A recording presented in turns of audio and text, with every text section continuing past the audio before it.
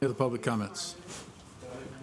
Yes, what I don't want to get into is a back and forth, if you don't mind. We don't really encourage that under public comments. Yeah. I don't want to discourage anyone, but just keep that in mind. Thank you. Again, Chris Hoare, what I saw from all the previous public comments was that everyone came up, said their piece, didn't point, didn't raise their voice. I didn't see that with the last public comment. I don't appreciate that kind of behavior. That's all right. Mr. Carr, thank you.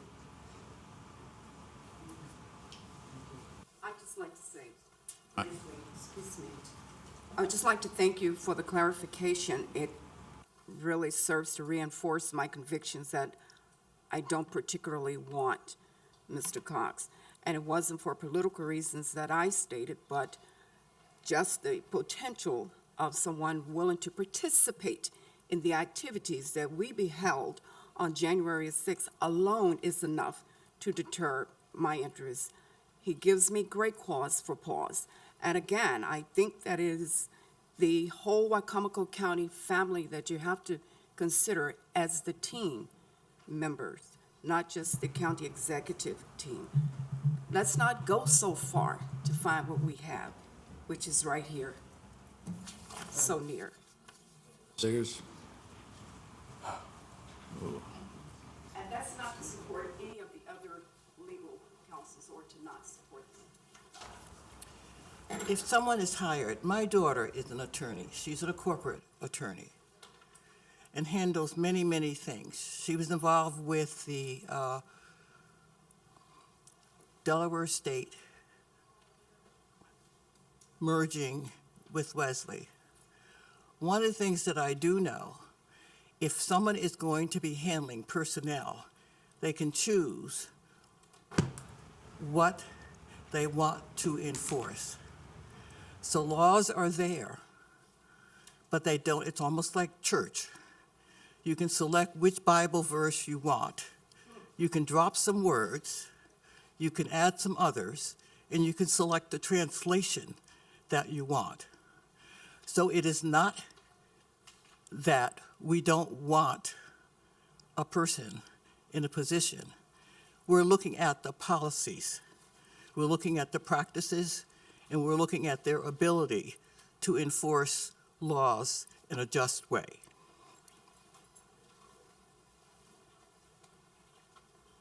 Again, my name is Katrina Purnell, having worked 32 years for a Fortune 500 company.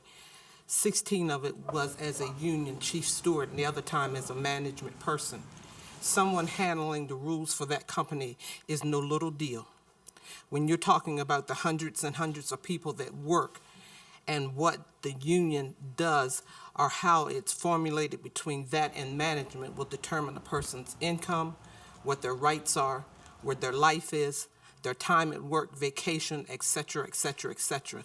So it's not a little deal that Mr. Cox will be doing. It's an important deal because you're not working with tiles, carpeting, renting. You're working with people. I think sometimes we excuse that thing as people. They're not numbers. They're human beings that have right to equitable living, equitable rights. And to be afraid of someone, I do not know him personally. I only know his public presence. Public presence is what we all see. Everybody has a face. The face he may show one person is not the face that he may show us. The face that I see is not a person that I'm afraid of. Because if you can make a stance as important as January the 6th, I'm afraid of you. If you can make a stance about some of the other things that he has said, about processes, each one of us in this room has a right to vote. We have a right to have our things counted, and we have a right to speak our mind. Because I may disagree with you doesn't mean that I'm against you. And I think that's the problem that most people make. Because I don't stand in agreement with everything you say and bow at the waist, then I'm against you. I'm against the process. And I think that that's what needs to be kept into account, is the process on how people are handled. Thank you. Mr. Purnell. My name again is Jackie Brown Thomas, and I thank you for giving us that little synopsis. But it would be nice, like when you go out to project yourself, y'all have pamphlets and stuff like that. So you telling us this, it don't mean nothing to me, being for real. I like to read it, so when I want to come see you, I can have proof what you said. So don't be upset because of, we want proof. Just do what you do. Put your stuff out like you did before so people can read it and know what's really going on. That's all I got to say. You have a great day. Ms. Thomas. I'm Mary Huebner again. I just have two quick things. Mr. Atkins, Barron Creek Road, I believe, I know that road. I'm a bird watcher, and if it goes into the swamp it just drops off, we love it. We love it as it is. One other quick thing. The gentleman back here said that we don't know Mr. Cox. Well, I'm proud that I don't. My mother always said that people judge you by the friends you keep. And Mr. Cox, Mr. Harris, Mr. whatever his name is in Pennsylvania, I'm glad I don't know them.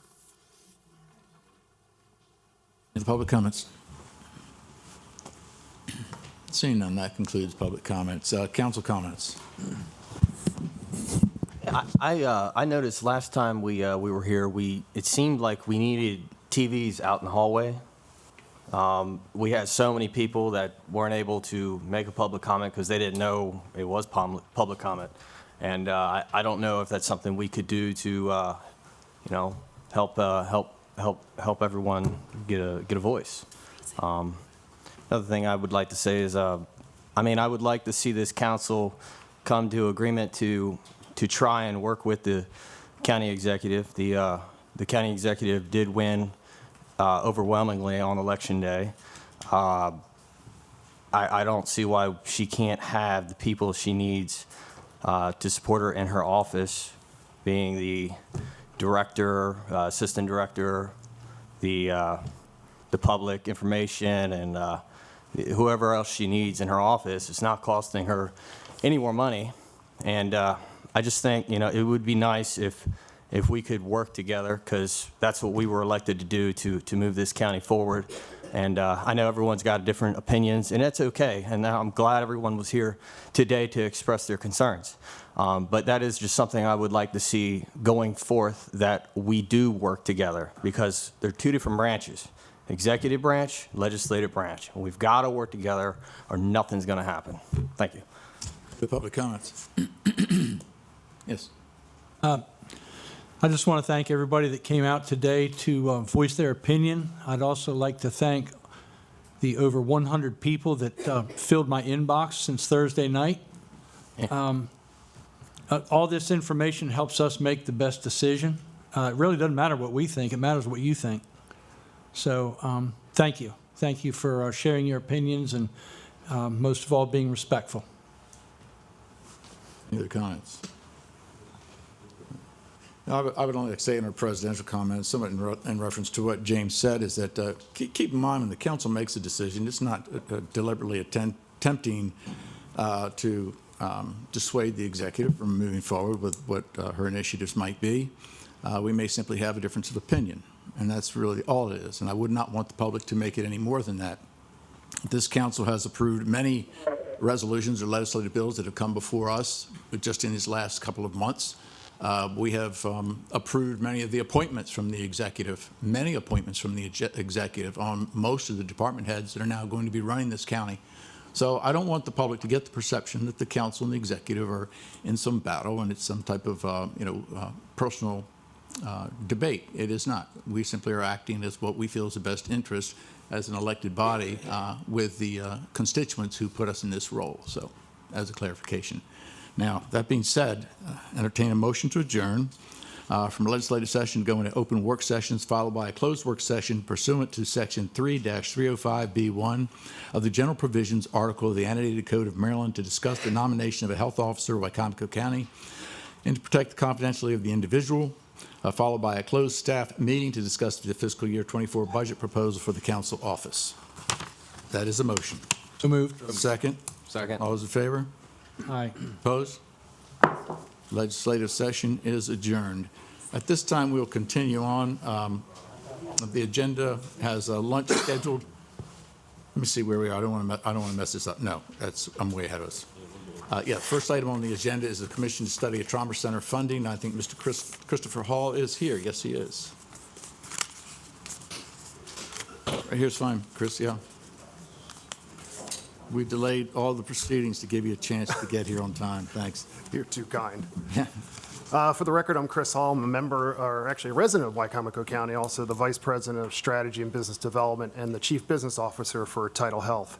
Mr. President, council members, Madam, thank you for hearing me real quick. I'll just be brief. Tidal Health has submitted or participated in the submission of two bills. One is House Bill 675, and the other is Senate Bill 493. Those two bills that are currently in committee were drafted actually by a number of trauma centers across the state of Maryland. So in participation with us, Hopkins, LifeBridge, MedStar, University of Maryland, and others.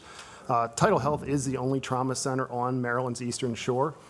In the state of Maryland, trauma centers are designated through MIMS, and we are a level 3 trauma center. So the closest one after us is across the bridge in Baltimore in Prince George's County. The trauma center, if it did not reside here on the Eastern Shore, would be drastically disastrous for the entire state, not only the Eastern Shore. We looked at the latest data. We're the second busiest, actually, in the state of Maryland behind shock trauma. We did 1,600 activations in the last fiscal year. And when we mapped out over the last 4 years where those residents who were treated here in Salisbury in the trauma center, where they resided, it covered every single one of Maryland's 24 counties, all 3 counties in Delaware, and both counties on Virginia's Eastern Shore. So it is pretty significant in the coverage. A lot of people ask why. Just remember, 8 million people come to the beach every summer, and they still have trauma. So we've asked for a commission through these bills to be established. There is something in the record for what we call a trauma fund, and that was established back in the late 90s, early 2000, when Western Maryland Trauma Center was having difficulty, and that puts a $5 tax on all the vehicle registrations in the state of Maryland. So when you register your vehicle, $5 goes into this fund. To gather money back out of this fund, currently you have to submit all the paperwork for all the transactions that occurred, and many times the money doesn't get used, and it just goes back into the general fund. So we're asking for this to be reevaluated through a study to see, is this contemporary, is this the appropriate way? So that's why all the trauma centers are engaged to say, hey, it's been almost 25 years, let's take a look at this to make sure it's contemporary. So I'm here today asking support of the council to write letters of support to continue with this study and these bills. Thank you, Mr. Hall. Any questions, council? Okay. Taking a consensus, is the council in favor of getting the letter out? You okay? Everybody good? Shane, you okay? We have a majority, Mr. Hall, so we will do that. I think the letter's already been prepared, and we're ready to get it out today. Yep. Thank you. We appreciate the work.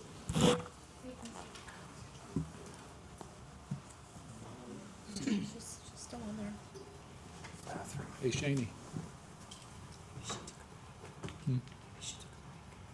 Next item on the agenda we have is a proposed letter of support to establish a Class B C-CL Cigar Lounge. Mr. Luffman, how are you? Hi, doing great. Good, good.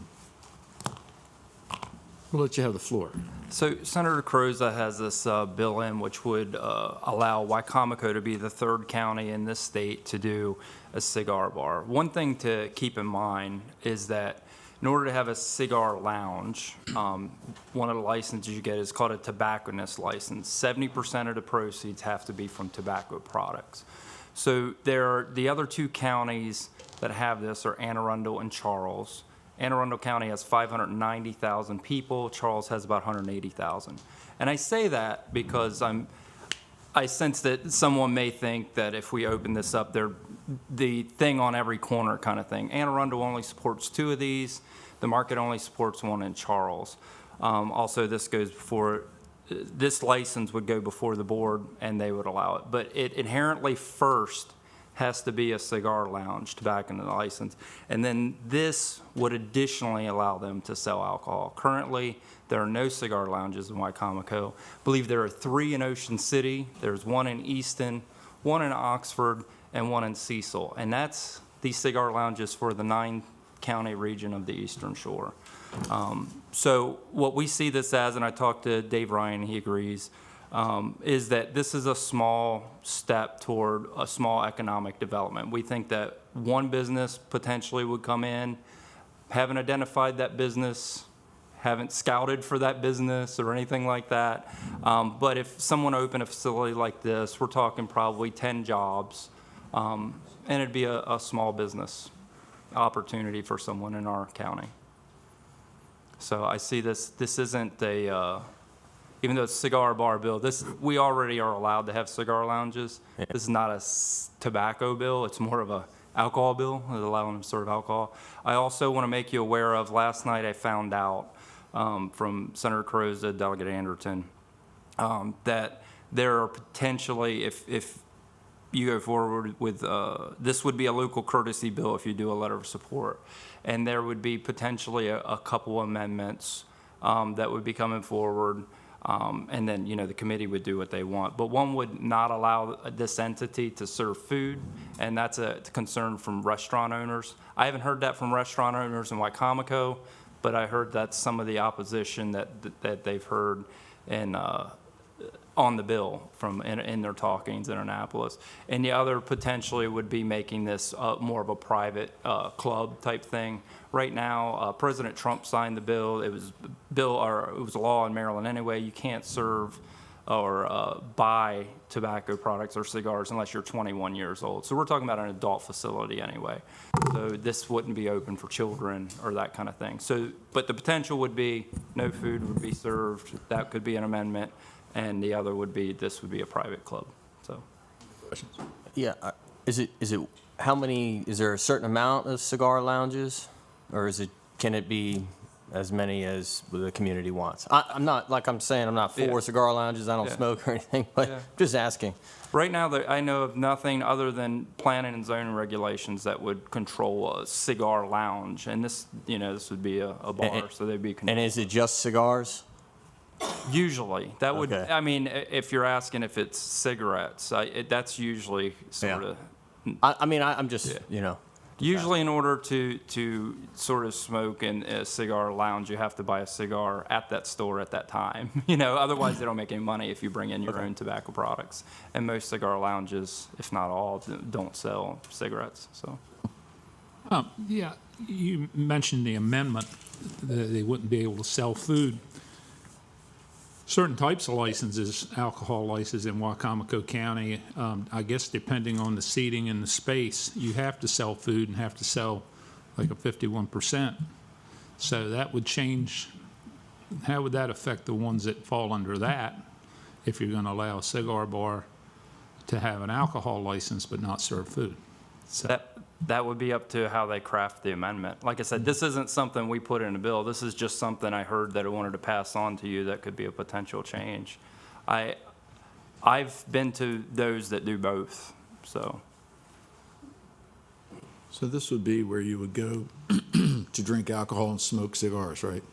Yeah, I was surprised you said that as well, same as what Joe said. I thought that was like probably the first requirement of any facility where you go in to drink alcohol, that there had to be food, some type of food served as well.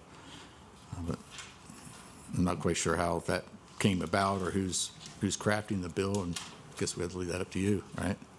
That's an amendment that Senator Carozza was approached with, so. Now, in here, it talks about the board may not issue a license for an establishment that is within 500 feet of a place of worship. There's also restrictions to private elementary schools, et cetera, et cetera. But the first line in this bill says, if I'm reading it correctly, says that this does not include businesses located on, oh, excuse me, that's another question I have. The first line 4 says that in Wicomico, excluding the license from certain distance restrictions.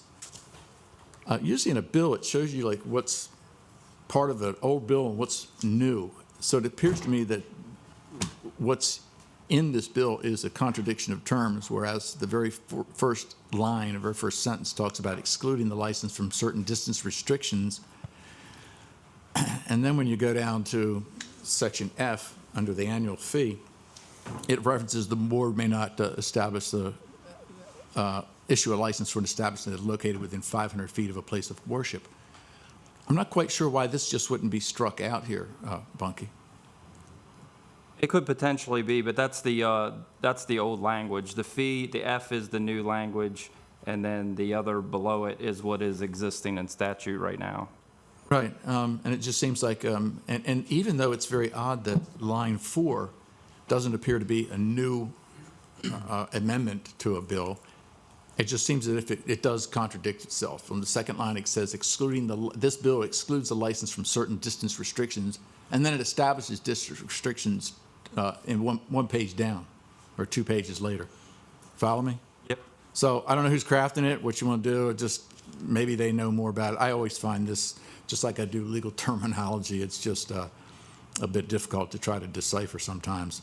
The only other question I had is I really did not understand section number, it's on page 3 of the bill. Number 2 says, does not include businesses located on the opposite sides of the streets listed in item 1. Well, item 1 talks about almost the entire block of downtown Salisbury, going from Riverside and Carroll Street all the way over to Route 13 and over to Route 50. So you got the entire downtown area. And then this section here says it does not include businesses located on the opposite sides of the streets. What's that mean? That's old language as well, and I was surprised to find that in, and I asked the bill drafter for an explanation, and I haven't received it yet. But apparently what he said is this was already in the code. So Yeah. I don't know if this goes back to the Watson Smokehouse or what. So. Yeah. So anyway, I just point those out as, to me, as a couple of inconsistencies that whoever prepared this, maybe it was a couple of oversights, so leave it in your hands. Any other comments from anyone? Do we want to send a letter of endorsement, council? Okay with it? Yeah. All right, good. We are good. Thank you very much. Thank you. Next item we have on the agenda. This is a letter of support to remove time restrictions on Sunday hunting. James, you have the floor on this, if you would like it. Right, yes. So this is pretty much just exactly what John just said, is to remove the time restrictions for Sunday hunting. In some counties, we have a restriction that goes after 10:30, you have to be done hunting. We are looking to hopefully lift that restriction so that anyone can hunt. Let's say if they go to church on Sunday morning, well, now they can go hunting in the afternoon instead of skip church and go hunting in the morning. You know, that doesn't make any sense. So this is what that bill would do, is hopefully remove any time restrictions for Sunday hunting. Okay. Where is it now in Annapolis, James? March 9th is, I believe, the hearing date. And it's been moved forward by Johnny Mounts? Johnny is moving this bill forward, yes, Mm-hmm. yes. Okay. Any comments, questions from the council members? Everybody okay with this? Yep, I'm okay with it. All right, we're good. If we can get the letter out, Mrs. Hurley. Thank you for moving this forward, James. Thank you. Next item we have, we still have a half hour left. Next item we have is a discussion on approving Dan Cox, Esquire of the Cox Law Center as special legal counsel. Yes. Mr. President, Mr. Cox is going to join us at 12:30 via Zoom. So if we can postpone that one until after lunch. And I know we have a couple other work sessions scheduled for after lunch, but we can certainly talk about the fiscal year '24 council budget, if you're willing to move forward with that one. We're going to go into closed session and come back out, Yes, which means we have to throw everybody out. that would be correct. We would do the closed session, go to lunch, and then come back at 12:30. We don't really have a choice, do we? Any way that we can see if, how about Brandy Wink? Will she be here any earlier, do you think? She is scheduled for after lunch as well, perhaps number 6 on the agenda. Mr. Luffman is here. He can talk about that work session. Let's do that right now, but at the meantime, I think we should probably try, because I know Mr. Cox is supposed to be through Zoom, and hopefully he can log on within the next half hour. Okay. I don't know, it's not as if he has to drive here. Lisa and then next door to see if she can get a hold of him. We want to get a hold of him as well as Brandy Wink. Okay. In the meantime, we can go on to the amendment of the position control document.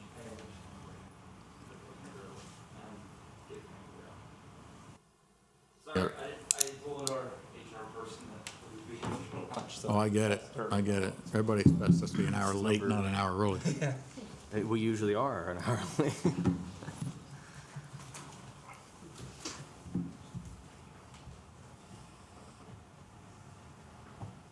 Oh, yes. Yeah, that's what I called.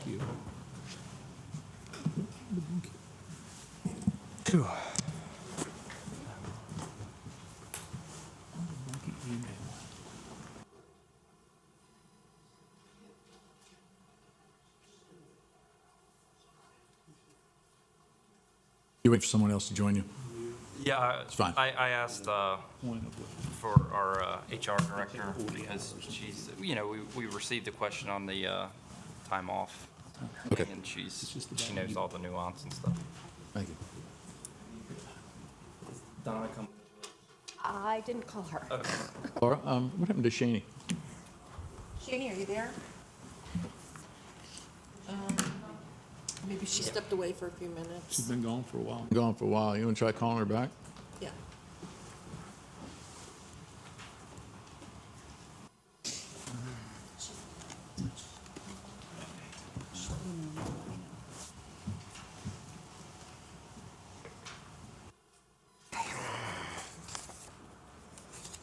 I was watching, so I was like, oh, I better go upstairs. She's still in there.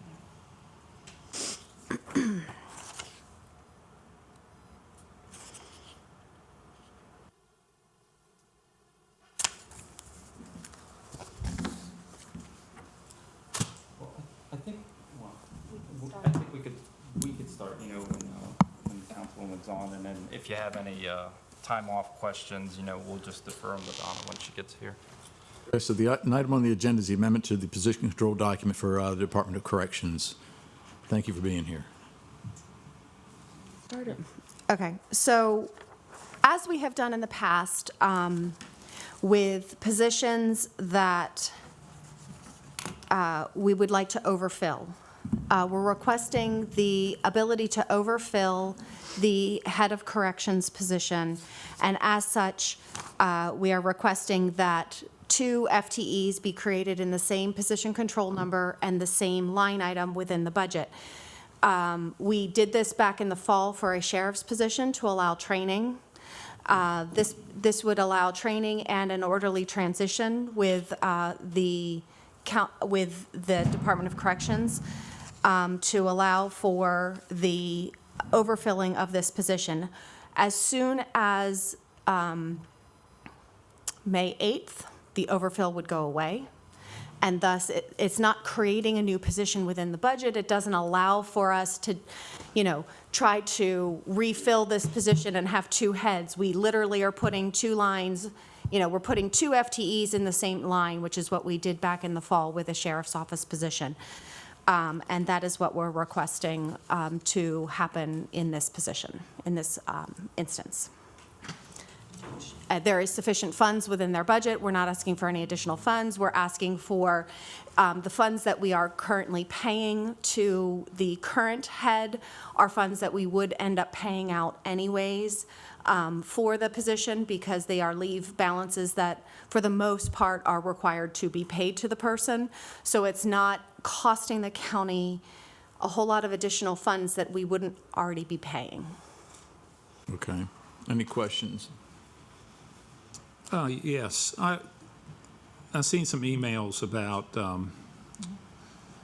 so the individual was terminated back in February or January 19th, and supposedly, is there enough sick leave, vacation, personal time, and holiday time to make up that we do not owe that person additional monies? Or Yes, basically on May 8th, all of those balances would be exhausted, so there wouldn't be any additional payout on May 8th. Actually, it looked like they're, the only, I mean, but it appears to me that when you take sick leave, vacation, personal time, and holiday time, that there will be some payout to the individual, but that's part of what the normal procedure might be anyway, should somebody leave. Correct. Right. Yes. Nothing additional. No, nothing Yeah, additional. right, yeah. Yeah, which I think is a very amicable agreement. So it gets us, it allows us to have a person in the position sooner rather than later. It also allows us to have the availability if there are any questions between the two heads while the person is still employed with the county.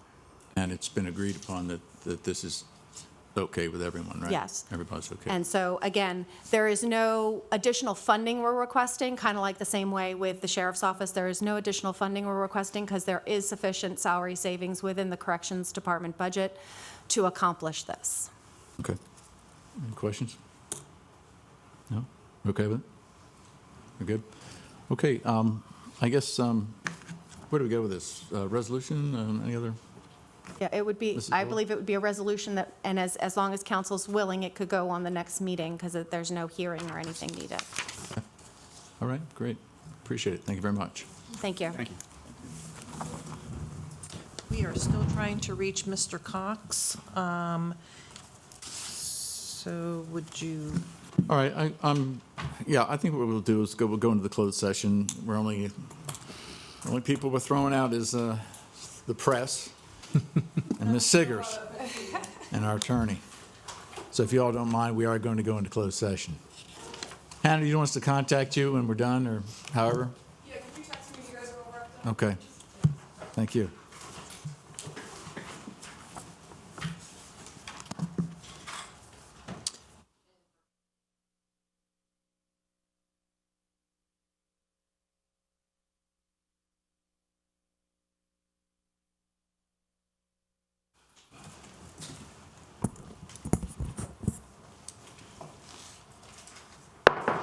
We're reconvening as the Wicomico County Council in legislative session 2023-04 for February 21st, 2023.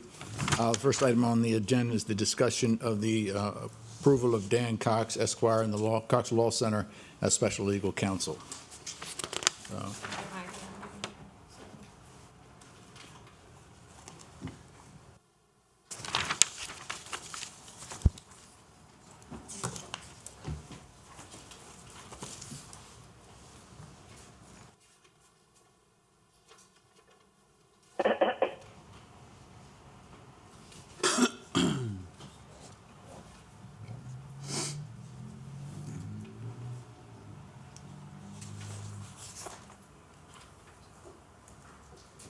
it's voice activated, you can just. Oh, okay, fantastic. Okay, yep, I'm putting forth to approve Dan Cox as our special legal counsel. Mr. Karpinski, as you all know, was terminated over 4 weeks ago, so we do need to replace special counsel. I prefer to have somebody on the outside, just as Mr. Karpinski was. He was in Baltimore. And I have a great working relationship with Dan. I think that he would be an asset to this county. He brings a unique set of skills.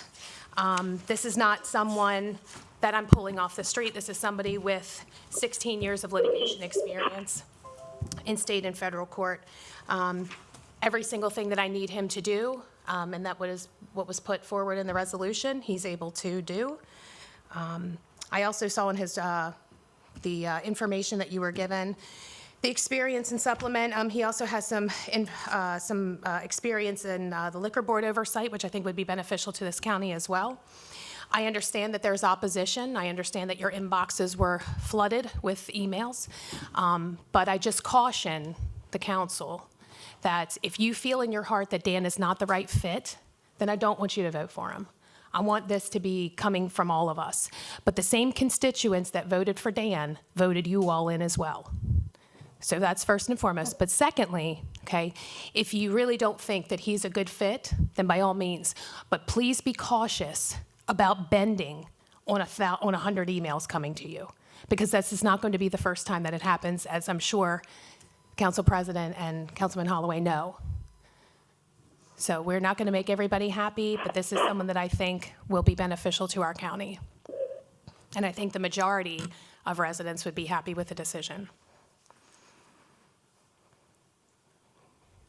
Is that everything? Yes, sir. All right. I'll lay out. What is Mr. Cox's, what is his experience as far as, because I know collective bargaining is probably 90% of what this job's going to entail. What's his experience with collective bargaining? I need him on here to do this. So he's from, I mean, I don't know, every single thing that I put forward, he was able to say that he had experience with. So, and I don't think it's going to be 90% of his job. I mean, it's just one piece of the job. So we only have the collective bargaining potentially sooner than later, because I know that's been brought up with Sheriff and the FOP, that their agreement's not till next summer technically, but we're looking to move that up potentially with raises and things like that coming across. So he would have to answer that, and I'm sorry that he's not here, but again, I just needed more time. I didn't see anything on the website that suggested that. I thought actually he was very limited on government as a whole. A couple of references to it, but it was almost as if what he maybe addressed in litigation regarding government agencies was rather limited. Didn't seem to be the basic focus of that of their law firm. Well, I felt like there was a lot of municipal work. You have property and zoning law, permits, appeals, the legislation drafting in the House of Delegates, the Senate as well. So we have that, background as well. Code revision, like I said, the liquor board oversight was kind of an added bonus.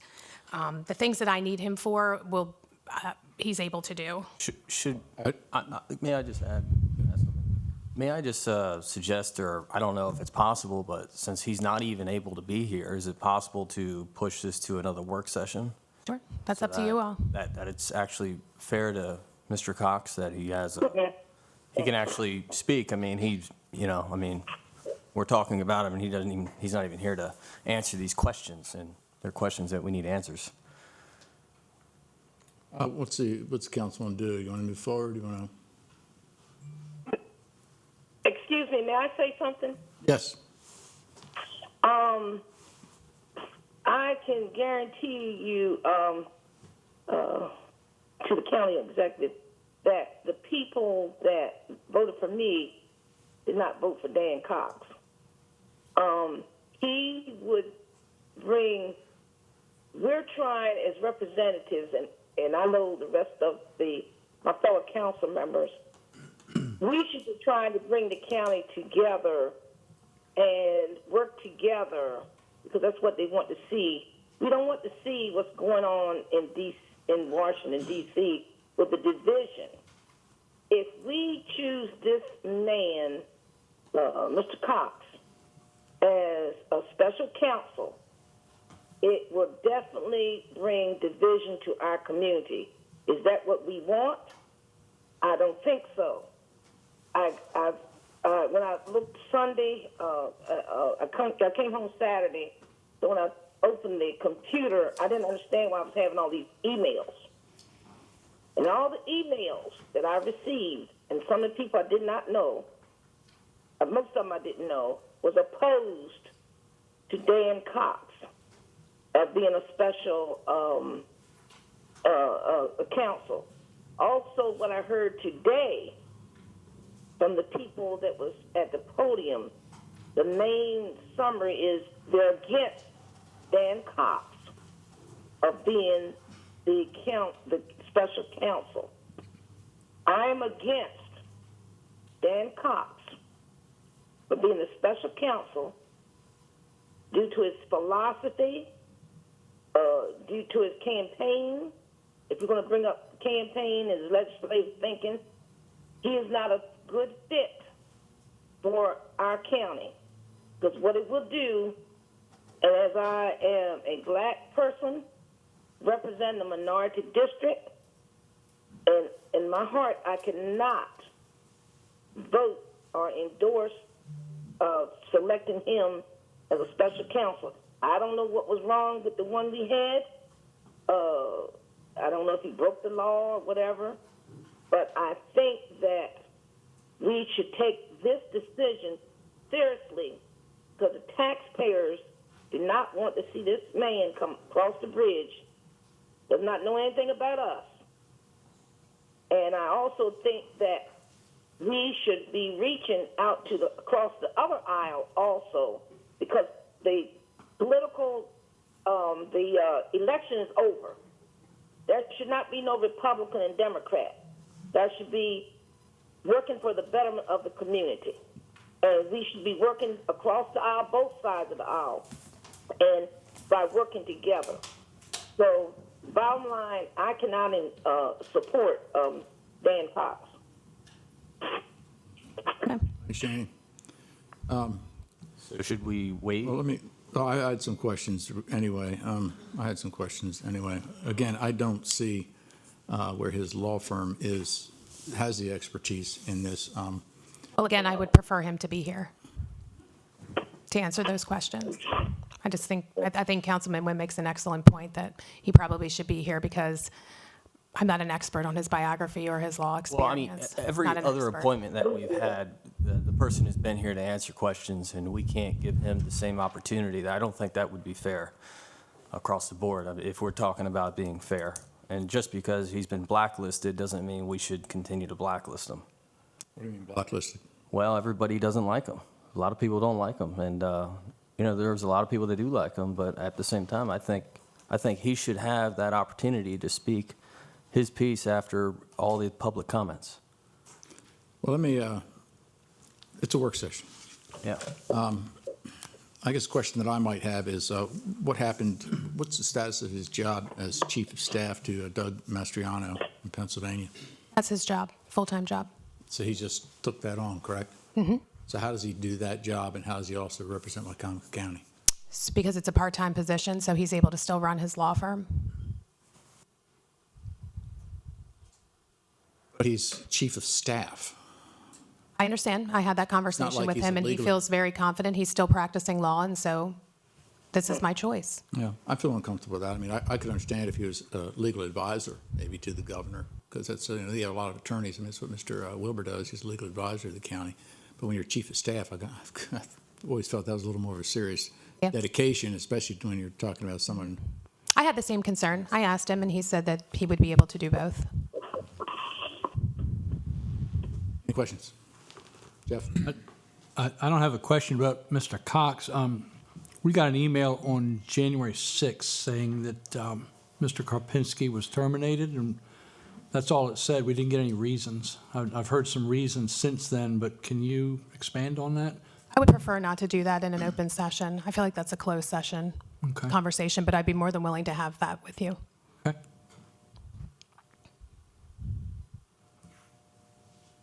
I guess maybe expound on what you said to the media.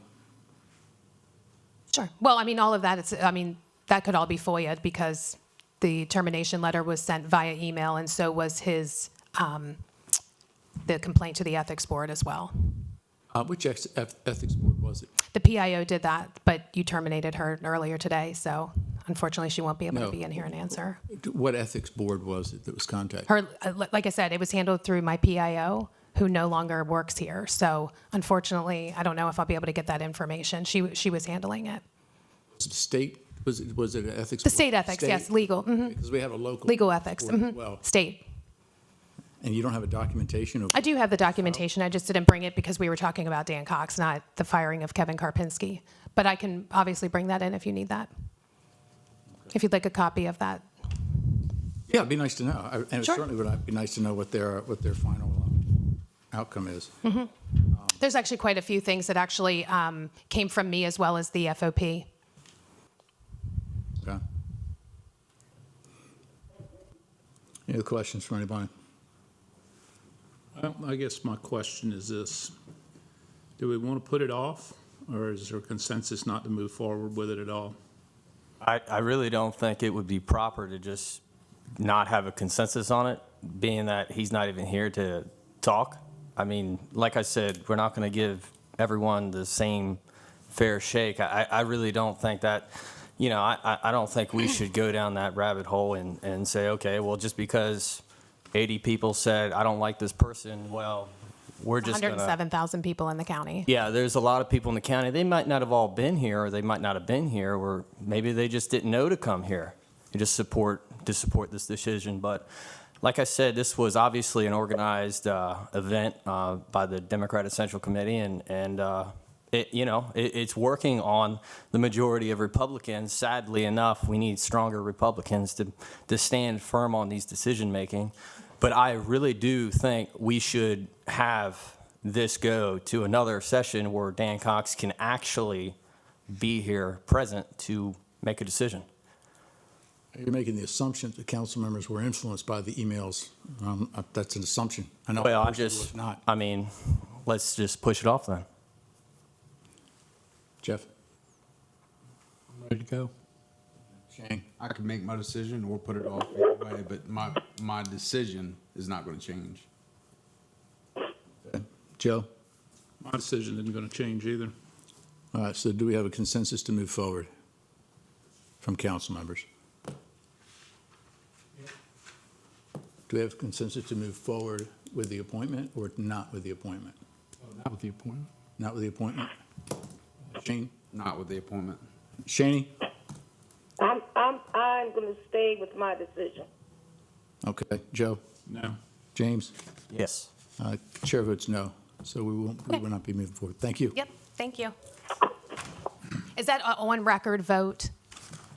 It'll be in the minutes. Okay, I just wanted to make sure it It's was a on-record consensus. vote. It's a consensus not to move forward. Okay, but only by six of you, not 7. 5 of us. Or I guess 5. 5, right, and not 1. Okay. We do I just want to make sure that, Shaney's counts. right, no, but Josh doesn't, right? So it It's all would be accounted, 5. it's all accounted in the minutes. Yep, okay. Thank you. I just want to make sure it was on record. Thank you. Okay. Record. All right, next item on the agenda. Acting Health Officer Brandy Wink is here, right? How are you? Good to see you.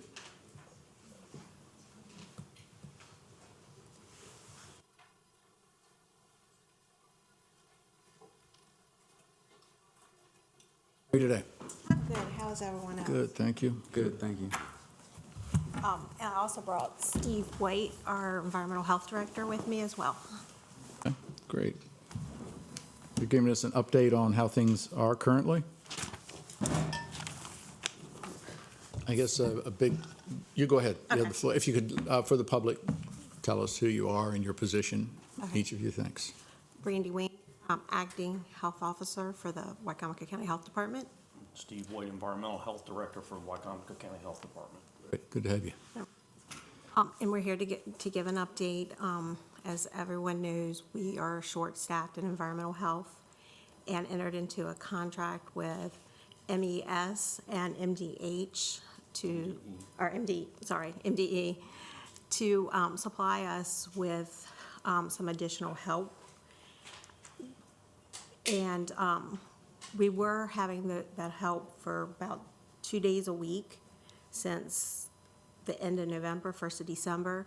They have not been with us for almost the past month, but will be back in our county this Thursday to start working on land evaluations. I think part of this meeting is to talk about going forward more with the MES contract, which, due to surplus in our budget for unfilled positions, we have the money to continue that contract and to continue to pay for that staff. Any questions? So how many do we have right now? Are there only two who are actually doing, two circuit riders? Yes, there's two MES workers that are actually not licensed, so they have to go out with MDE staff. They can't work independently on their own. So they will go out with MDE staff together to work on the properties. Okay. And how are we on the backlog and the current workload coming in timeframe-wise as far as, I guess, how are we on settling the backlog, and how are we on moving forward in a timely manner with the current? So on the septic, the backlog of the septic applications, we had 54 that we have worked through, along with MDE and MES's staff as well. Where the 54 stand, we have issued 14 permits. The difference is we're waiting for plans to come back from the homeowner so we can approve it and issue the permits. And that's where we're finding a little bit of a backlog is once we send the letter out, Steve, if I say anything wrong, please correct me. Once we send the letter out, we have to wait for the homeowner to give us a plan back, a design system. After 30 days, we send a letter. After 60 days, we send another letter. We've already sent 12 60-day letters out reminding them that they need to get their plan to us. So unfortunately, we haven't submitted more permits or be able to give out more permits because we're waiting on those plans to come out. On top of those 54 that were our backlog, we've got additional ones have come in that we've been working on. Right, since the backlog was addressed, we've had another 34 total applications. That's not just septic applications, that's septic applications, tank-only, new construction, building permits. The two staff that I have are trying to take care of, as well as work on everything else.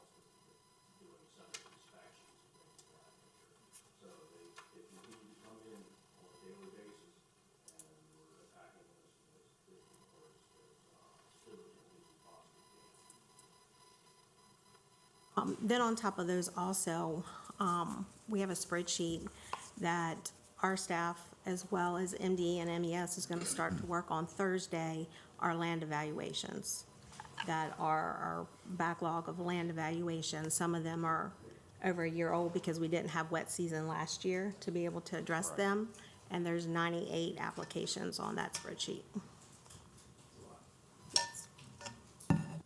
Any success with applications? Not at this time. Last week, I had a staff member attend a job fair at UMES, trying to recruit some new people graduating in May. In March, they're going to go to SU, to their job fair, to again try to recruit some people coming out with science degrees to let them know that they're eligible for a job at the health department, because when we advertise, there's no one coming back on the state list. We're constantly having to repost these positions because there's no qualified people show up on the list. Does anyone work overtime out of your office? Or is there funds for overtime, and does anybody take advantage of it? I can't speak to how much funds we have. There are some instances where they do work overtime, but the two staff members that I have are stretched as thin as they can possibly be, and having them work a lot of overtime is just going to make it that much worse on them trying to, I want them not only to get the job done, but we want them to do the job the best that they can. And if we overtax them, I'm afraid that our job is going to start slipping. We want to make sure we're doing the best for the citizens of Wicomico County. And also, being state employees, when you're at a certain level as a state employee, you don't get overtime, you only earn comp time. So we're not able to even offer them the overtime funds, and then if they earn a bunch of comp time, we have a year to use it, then they have to take that time off. Recording. So, Right, and then that's just time that they'll be taking off and out of, not working. I think that's one of the challenges we're really seeing. You know, you keep talking state to state, and I think it's one of the challenges that the executive's going to be facing, as well as any of the rest of us, is to determine whether or not we keep, you know, what the options are of keeping the health department the way it is, or whether we try to bring it in as a department within the county itself. We know the expenses are going to be rather exorbitant, but what role the state might even help us with as far as helping to fund that position, even though it may be brought under the authority of the county itself.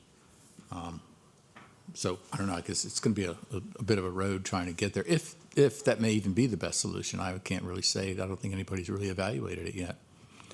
But it seems like we keep coming to a dead end where we send letters to the state asking them to even change the range of salary structure so that the county can pay them more, and they still reject that. So I think we've done everything we can. What is it when the county decides to pay an additional, what is that term? Laura used to have to. County supplement. County supplement. I think that's something we need to consider looking at whether or not the county does provide a supplement in this next coming budget cycle to try to offset, or at least to try to encourage, to That may incentivize. help to attract people to our county. Versus, I mean, I don't feel there's many people out there, but then when all the counties are short-staffed and everybody's hiring, it may help them to come here versus another county. And there are some counties that do it. We're aware. There are other counties that do supplement the salaries for the environmental health specialist series. Also, I know that there is an ASR that's being discussed at state level to try to bring us up to where we need to be so that we can attract these. And speaking with other directors, all the other counties are in the same boat that we're in. Nobody can find anybody to hire, and when they do come up, it's a fight to see who can get them. Yeah. First of all, thank you all and your team for what you're doing with not near enough people. If this additional funding is approved, how much time does that buy us approximately? You mean additional funding for the contract? Well, as I said, with the county appropriation that already was given to us for this fiscal year, because I don't have positions to pay, I'm sitting on surplus. So I would have enough to run this through June 30th, the end of the fiscal year. Thank you. The spreadsheet you sent, right? You sent it, did you all send us a spreadsheet? Did you send the No, I spreadsheet? didn't. I don't think I. Where did we get the Excel spreadsheet from? It might be an old Excel spreadsheet. We haven't gotten anything recently. Okay, then I won't get into it then. Sometimes I go back into my folders and try to dig up, make sure I have everything, and there's a spreadsheet here, and I could have sworn it was in We reference. do have a spreadsheet as the septic application, the 54 that we talked about that was worked on. I don't know if you were, if that was shared with you originally, if you would want that updated. It updates, and if you have access to that, you should be able to see all the updates that are live, because it was done on. Makes an adjustment to it, it shows up across the board. I'm not sure if that's what was shared with you. Well, there's the dates on here for like November 15th, 2022, all the way through. Some of these are through December as well. And it is referencing on-site septic evaluations and what the costs are, et cetera. Overhead costs, fringe benefit charges. I don't know what that is. Okay. Is that maybe the invoice from MES? That might be what it is, yeah. Okay. It says find billable Yeah, that's project the transactions. invoice. Okay, so that is relevant too. Yeah, and Okay. if that's an older, the one that was emailed, I think today or Friday, is updated. If it's an older one, that was incorrect, because they were billing us for dates before the contract. But that we did just recently receive one. The reason I bring it up is because I didn't know what fringe benefit charges were or overhead costs were, but those always seem to be the largest ticket items every time they entered it. And it appeared to me that maybe $27,000 of the total funding that we were originally looking at might have been for them to just come in here and help set up. So my question was, maybe going forward now, the funding might be more directly implemented towards on-site progress as opposed to setting up the structure? Well, I think the overhead that you're talking about is setting up the structure. The actual salary should be dates that they were here working. Yes, well, there's a long list of Yeah. numerous, I mean, it's a lot. But just in a rough estimate, it looked to me like there was about 27 that appeared to be just involving setup fees and things like that. So I'm being optimistic. I hope that in the future, it may be strictly funding directed towards being out in the field. Yeah, I would definitely look at that one. You can look at it and email me, it's Yeah. fine, yeah. Believe me, I can get lost in these sheets easily. Any questions? No? How do you see everything moving forward from here? Definitely like to continue the contract because we've told you what our backlog is and how many applications we have outstanding, and we need the help because, as Steve said, with just 2 staff members, it's impossible to get it done in a timely fashion, and the longer we stayed short-staffed, the more backed up we're going to get. It's just the reality until we can hire somebody. Do you anticipate in the budget for 2024, do you anticipate that you'll have to account for this? Will we be using the same vacancy salaries or what? Well, what I had planned to put in showing those positions filled, or, what it would cost, if we have these positions filled. And then if we're still don't have them filled, if we can just use those funds for this contract to continue.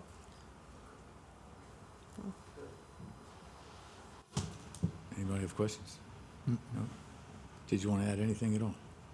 I don't have any. All right, yeah, I'd reiterate what Jeff said. Thank you for what you're doing there, because you're working with a We're real... trying. Yeah. I have a question. Is your staffing for the rest of the health department, like restaurant inspections, whatever else you all do, is that adequate? I mean, is that out there being done like it should be? There again, we're slightly on the understaffed portion of that. We do or have acquired an environmental trainee. She will be eligible to take her exam in March to move up to a full specialist. With her on board, we do have a couple of environmental aides working as well. We're trying to help pick up some of the slack, but there again, as aides, they cannot do the work that the environmental health specialists do. Some either go behind them or sign off on their work. So it's a help, as to put it bluntly, like grunt work to get out and do the basic stuff, but we still need additional staff that is qualified to do the work, to either sign off on it or do it themselves. And the aides work on both sides, not just the restaurant side. They're also helping on the land side as well. We have them covering all bases. We don't usually have questions about opioids or STDs or any of the other stuff. We always want to just seem to focus on environmental health. I know we're very myopic about that, but that's where we see the biggest challenge right now, so. We understand that. It's our biggest challenge as well right this minute. Okay. Anything we can do to help, let us know. And of course, I know you'll be talking with the executive as the next couple of months go by, so. Thank you very much. Thank you. Thank you.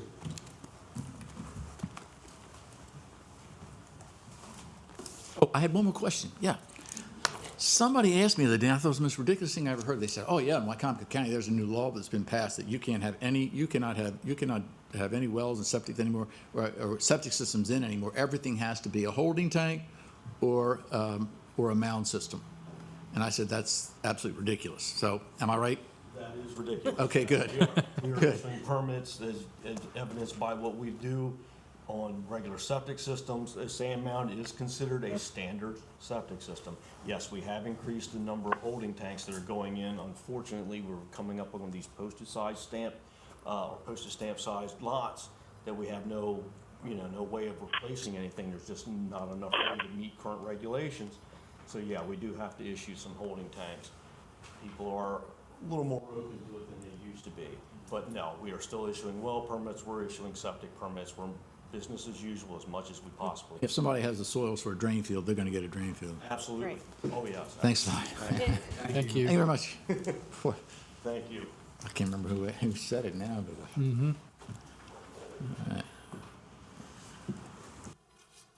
but. Next item on the agenda, it's a little complicated because we shifted some things around a bit here. But I think we're going back into closed session, aren't we? Yes. Ms. Hurley? Yes. All right, so everybody who came in, we're glad you came in. We appreciate it. I'm going to have to kick you back out again.